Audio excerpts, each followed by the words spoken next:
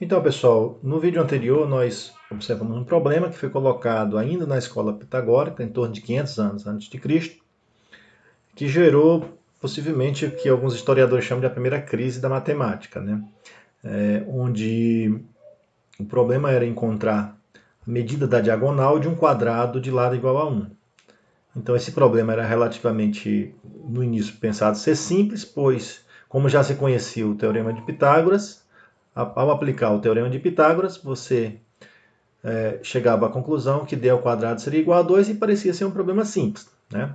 A questão toda que foi colocada foi que não se achou naquele momento um número racional que ao quadrado fosse igual a 2. Né? E por que isso gerou uma crise dentro da matemática? Porque até ali as medidas de comprimento eram pensadas como sendo comensuráveis, ou seja, existiria sempre um segmento muito pequeno, né, de medida, que seria a unidade, que iria descrever de modo inteiro o comprimento dessa diagonal. Então, esse comprimento poderia descrever também qualquer segmento.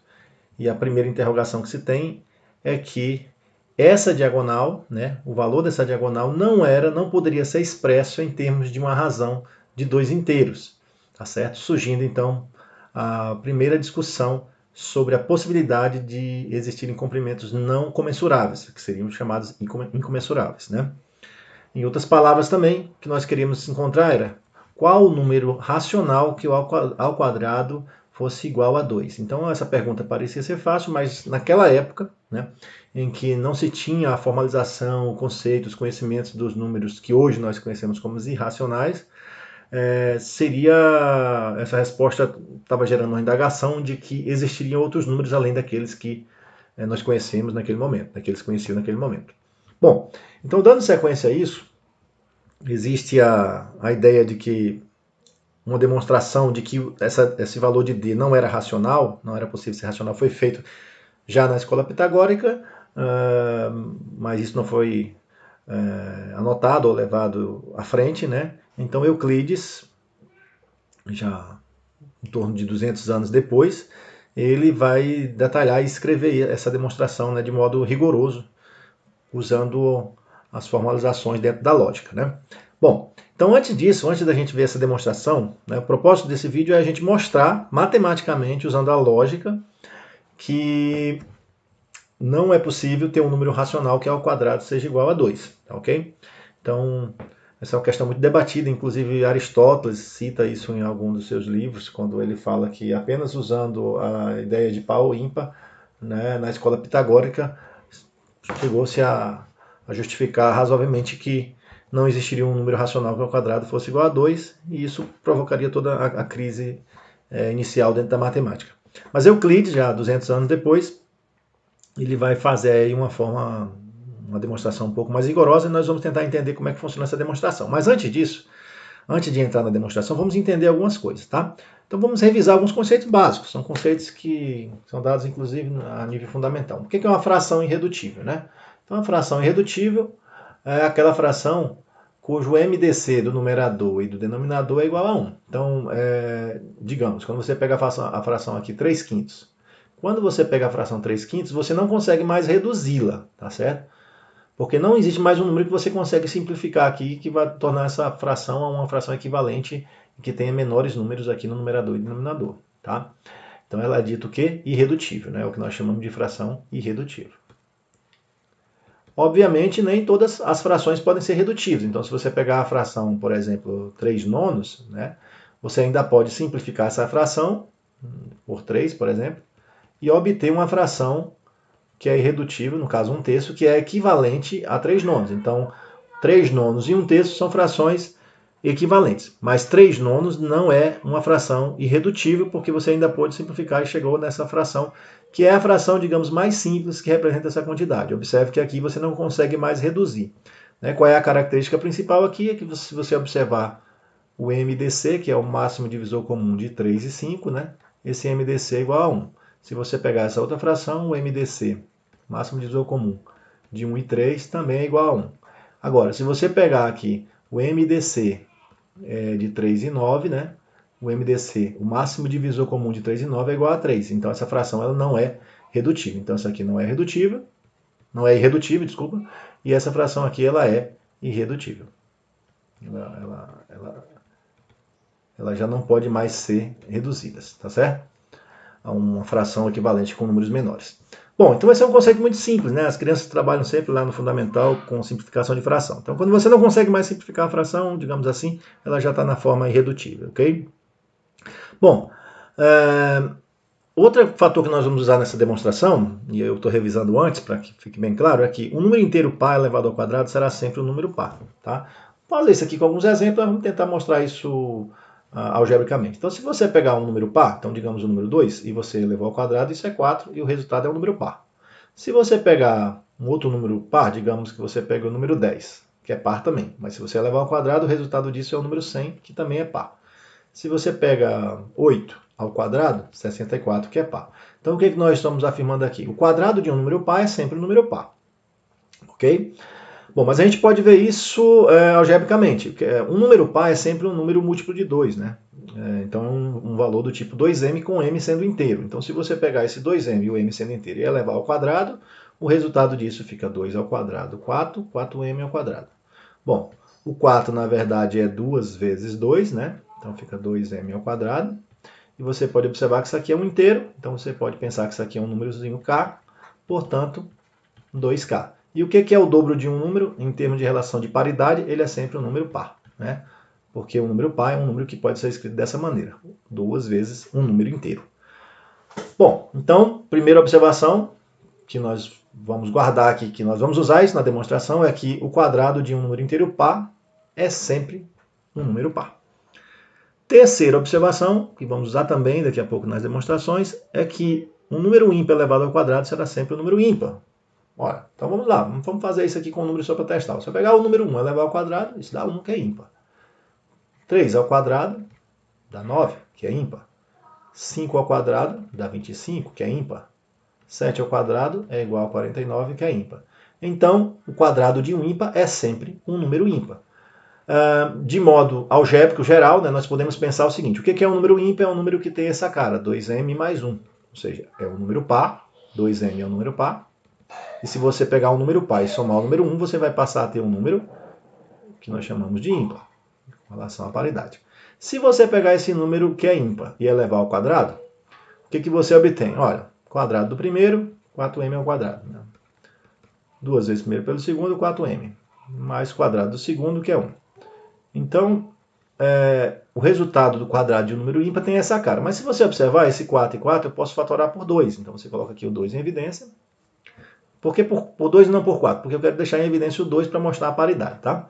Então 4 dividido para 2 dá 2, então aqui fica 2m ao quadrado. E 4 dividido para 2 dá 2, então aqui fica 2m. E tudo isso mais 1. Então você pode observar, isso aqui é um número inteiro k. Isso é igual a 2 vezes k mais 1. Ou seja, o quadrado de um número ímpar é um número par mais 1, que é, na verdade, um número ímpar. Então, o quadrado de um número ímpar é sempre um número ímpar. Então, o que nós concluímos? Nós concluímos na observação 2 que se eu pegar um número par e elevar ao quadrado, isso vai dar par. E agora, se eu pegar um número ímpar e elevar ao quadrado, isso vai dar ímpar. Então, é óbvio que se você pegou um número que foi gerado pelo um quadrado, né? O número que gerou ele, você pode também descobrir. Então, por exemplo, se você pegar o número 25, que ele é ímpar, e 25 é um certo número aqui, que é elevado ao quadrado da ele. Então, esse número eu já sei que é ímpar. Por quê? Porque o 25 é ímpar. Né? Caso contrário, não valeria essas ideias que colocamos aqui em cima. Claro que a gente sabe que aqui é o número 5, 5 ao quadrado dá 25. Né? Então, 3 ideias iniciais. Fração irredutível, aquela que você já simplificou o máximo possível. Quadrado de número par é sempre um número par, e o quadrado de um número ímpar é sempre um número ímpar. Tá? Então você tem que guardar essas 3 informações. E nós vamos utilizar nessa demonstração o que nós vamos chamar de demonstração por contradição ou por absurdo. Eu vou tentar explicar aqui um pouquinho como é que funciona essa demonstração por contradição ou por absurdo, do ponto de vista lógico, e aí a gente parte para a demonstração em si. Então, pessoal, vamos tentar entender agora o que é essa demonstração por contradição ou demonstração por absurdo, tá certo? Então, para fazer isso, eu até peguei um exemplo aqui, peguei uma bonequinha da minha filha Anelisa, que está aqui do lado. Pode aparecer, não tem problema não. Então eu peguei o vídeo uma bonequinha da minha filha para explicar para vocês como é que é a ideia da contradição por absurdo. Bom, então suponha que, um pouquinho, por favor, suponha que a mesa, um pouquinho mais, né? Então suponha que essa mesa aqui é um abismo e a bonequinha ela vem aqui na beira do abismo e quando chega na beira desse abismo ela faz a seguinte indagação, né? Ela se pergunta se existe ou não aqui um abismo, ok? Então, para provar que aqui existe um abismo, a boneca supõe o contrário. Ela supõe que aqui não tem um abismo, tá certo? E aí ela diz, ora, aqui não tem um abismo e ela pula. Ela se joga no abismo. Quando ela se joga no abismo, qual é a conclusão que ela vai ter? Que terá um abismo aqui, tá certo? Então essa é a ideia da demonstração por contradição, né? Você supõe um caminho e quando você anda nesse caminho, você tem uma conclusão contrária daquela que você tinha inicialmente. Então quando a bonequinha se jogou no abismo, na hora que ela estava caindo no abismo, primeiro ela disse, aqui não tem um abismo, então ela se jogou. Quando ela estava caindo, ela disse, aqui tem um abismo. Então, é uma demonstração que a gente chama por contradição, né? Então a gente vai ver isso, vai utilizar mais ou menos essa ideia da demonstração por contradição para mostrar aqui que não existe um número racional que ao quadrado seja igual a 2, tá? Vocês vão estar vendo aqui agora em sequência com a parte algébrica. Bom, então vamos começar a nossa demonstração, né? Nós queremos mostrar, na verdade, que não existe um número a sobre b, com a e b inteiros, que ao quadrado seja igual ao número 2, tá certo? Então nós vamos supor inicialmente que isso é verdade. Então nós vamos fazer o seguinte, vamos suponha, né, que existe a sobre b, né, obviamente com a, b pertencente aos inteiros e o b diferente de zero, né, tal que a sobre b ao quadrado seja igual a 2. Ou seja, eu estou supondo que existe um número racional que elevado ao quadrado seja igual a 2. Tá? Essa é a minha hipótese inicial. E como essa fração, caso ela não seja na forma irredutível, eu posso reduzi-la, então eu posso supor sem perda de generalidade e ainda, né, que a sobre b seja uma fração que a gente chama irredutível. A sobre b irredutível, tá certo? Ou seja, o MDC de A e B é igual a 1. Bom, essa parte não tem problema, porque obviamente que se eu pegar uma fração e a fração não for irredutível, eu posso reduzi-la, tá certo? Então eu estou supondo que existe um número que hoje a gente chama de racional, mas naquela época não tinha essa nomenclatura, né? Que ao quadrado seja igual a 2. Então, estou supondo que existe, que é verdade. Tá? Então, pelo método da contradição, a gente vai tentar mostrar que essa hipótese inicial ela vai causar uma contradição em algum momento. Tá? Então, vamos lá. Suponhamos que tem um número que ao quadrado seja igual a 2 e, obviamente, que esse número esteja na forma irredutível. Então, primeiro cenário. A é um número par. Então, veja, nós estamos trabalhando com a fração A sobre B, que nós estamos dizendo que ela existe. E, obviamente, como A e B são inteiros, esse A que é inteiro tem duas situações. Ou A é par ou A é ímpar. Na primeira situação que nós estamos trabalhando, nós estamos pensando que o A é um número par. Então, se o A é par, significa que o A é da forma 2n, né, com n inteiro, certo? Com n pertencente aos inteiros. Porque todo número par tem essa cara, né? Ele é o dobro de um número inteiro. Bom, então, se o A é um número par, e nós estamos supondo que A sobre B ao quadrado seja igual a 2, então nós podemos agora jogar essa expressão dentro dessa outra expressão. Eu estou supondo que isso é verdadeiro e estou supondo nesse momento que o A seja par. Bom, sendo A igual a 2n, o que vai acontecer aqui? Nós vamos ter 2n sobre B ao quadrado igual a 2. Realizando essas continhas, nós vamos ter aqui o seguinte, 2 ao quadrado é 4, n ao quadrado sobre b ao quadrado, e isso está sendo igual a 2. Portanto, meio pelos extremos, 2b ao quadrado está sendo igual a 4n ao quadrado. Operações matemáticas básicas, estamos fazendo aqui, né? Bom, dividindo aqui o 4 pelo 2, nós estamos concluindo que b ao quadrado é igual a 2n ao quadrado. Opa! Se b ao quadrado é o dobro de um número inteiro, e observe que isso aqui é um número inteiro, então significa que esse número é par, eu estou concluindo que b ao quadrado é par. Bom, mas se b ao quadrado é par, de acordo com a nossa discussão inicial, isso implica que o b é par também, né? Então veja o que está acontecendo aqui, ó. Primeiro cenário, nós estamos supondo que o A é par. Se o A é par, nós estamos concluindo que o B também é par. Mas isso é absurdo. Por que que isso é absurdo? Né? É absurdo. Porque se o A e o B fosse par, pois A sobre B, né, é uma fração irredutível. E se o A e o B fosse um número par, eu poderia ainda simplificar por 2. Tá certo? Então, bom, primeiro cenário dentro das minhas hipóteses, o A não pode ser par, porque se o A for um número par, essa fração será irredutível e fere de morte a minha primeira hipótese inicial lá, que essa fração era irredutível. Ok? Bom, mas isso não destrói ainda toda a nossa lógica, né? Por quê? Porque é óbvio que eu estou supondo que existe essa fração, A sobre B, que A ao quadrado seja igual a 2, mas esse A, se ele não é par, então provavelmente o segundo cenário, ele com certeza deverá ser ímpar. Mas se o A é ímpar, então A é da forma 2n mais 1. Ok? Obviamente com n pertencente aos inteiros. E aí, a nossa hipótese inicial de que A sobre B ao quadrado seja igual a 2, implica que nós vamos ter nessa situação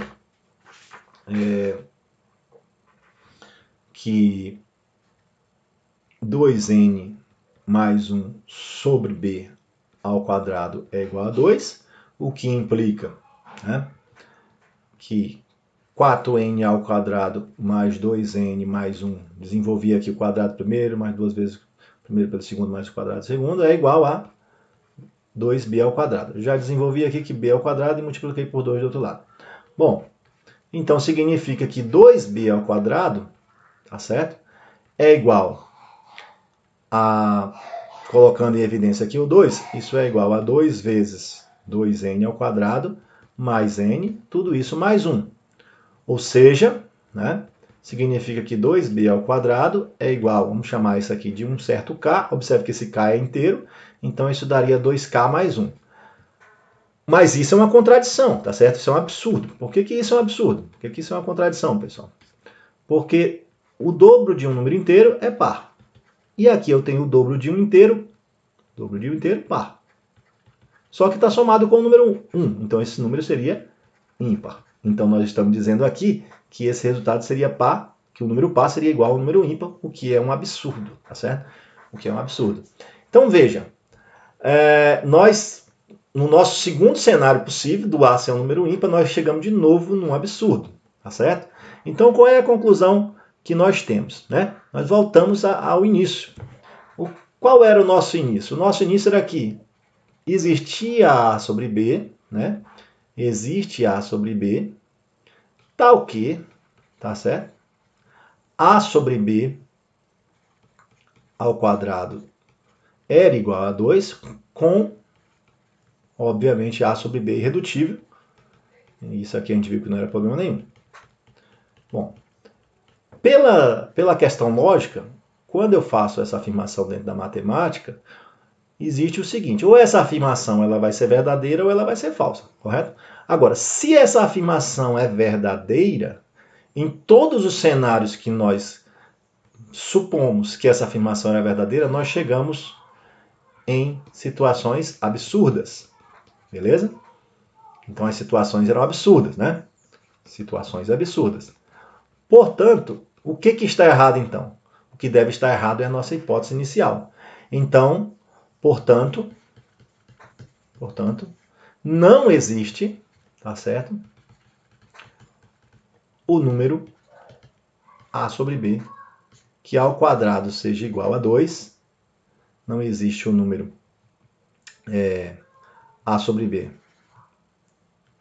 O número A sobre B, tal que, né, A sobre B ao quadrado seja igual a 2, com o A e o B pertencente aos inteiros e o B diferente de zero. Então, não existe esse número. Essa é a conclusão que nós estamos chegando aqui.